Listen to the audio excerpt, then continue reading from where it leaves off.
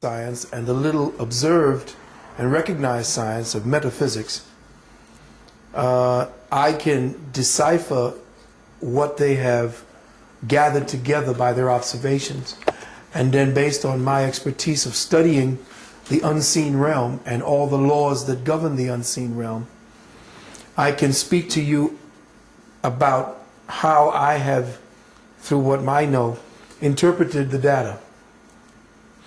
Well, first and foremost, the science of genetics is another form of fragmentation of the study of the whole biospiritual body that we call the human being.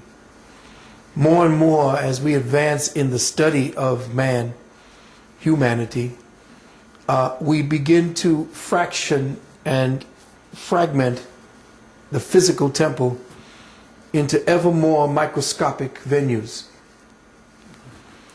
And we have come now to the phase of knowledge where man is now seen as an atomic structure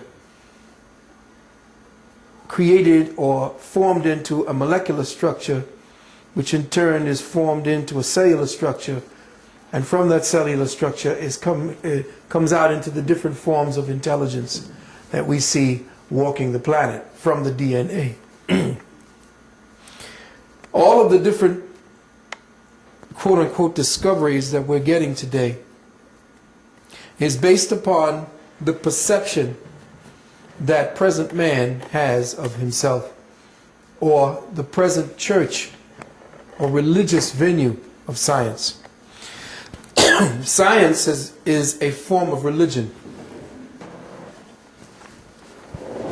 Just like politics is a form of religion. Religion is a form of religious thinking.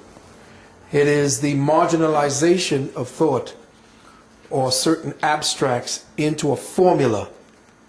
And then that formula is meshed over, and you take a piece, I'll take a piece, and everybody has a little piece, and they'll see what they can extract or mold out of that little piece. Genetics is simply one of the branches of the mold that we're studying. And it's interesting that the more we find out genetically about ourselves, the more we get to that little black box, which no one seems to want to speak about except us, and that is melanin. We speak about DNA because DNA is almost neutral in its context. Everything that has a biological basis has DNA. So does rocks, dirt, everything has some form of DNA structure because it is part and parcel of a living, breathing, sentient, conscious planet. So there is no part of what we live on or what we participate in that is not conscious. Not only of itself, but as itself. So when Brother brought this particular information to us, what happened is that every time there is a new breakthrough in science, and I know that there are other metaphysicians and other spiritual people who know what I'm speaking about, that every time someone comes to us with something new that science has discovered, the occultist, the metaphysician, the one who studies the spirit, already knows what that formula is. We just have not yet interpreted the language that they've used to describe what they've discovered. But once we get a chance to look at it for a while, we know, based upon the science of metaphysics and the study of the occult realms that our ancestors have studied, we know what they are touching upon and what they are looking through.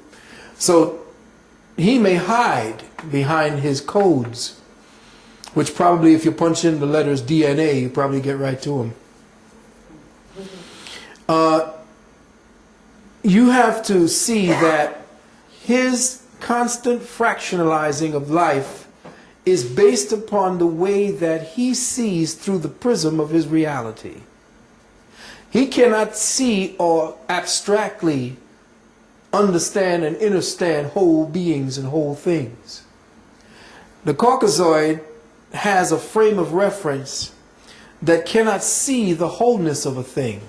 He may be able to describe the surface of it, but his ability to interface with that thing that he is observing, he does not have the mechanism, the crystalline mechanism necessary for him to access that. Or there are many who have crossed that line by studying ardently and religiously, quote unquote, and fervently with the dark-skinned masters, but they still do not engender the immediacy of the spirit.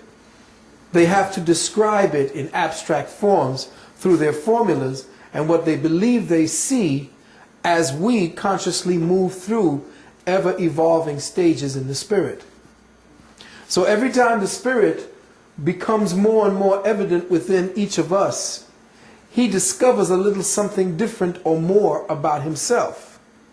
But you see, we've already put that into capsulized form as peoples of color around the world through the way we dance, through the way we sing, through the instruments that we create in order to interface with that sound, light, frequency, and vibration that we call the Spirit of God.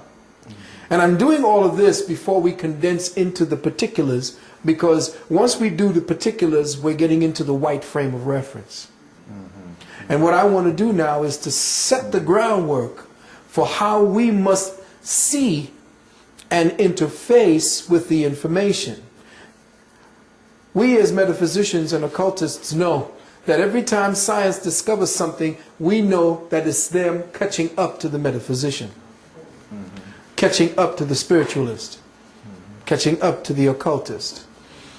There is nothing that he will ever discover that is not already known by the very few peoples who still retain the ancient wisdom knowledge, the ancient wisdom sciences, the mystery science that they talked about in ancient Kemet, the shamanic sciences that they talk about amongst the indigenous people.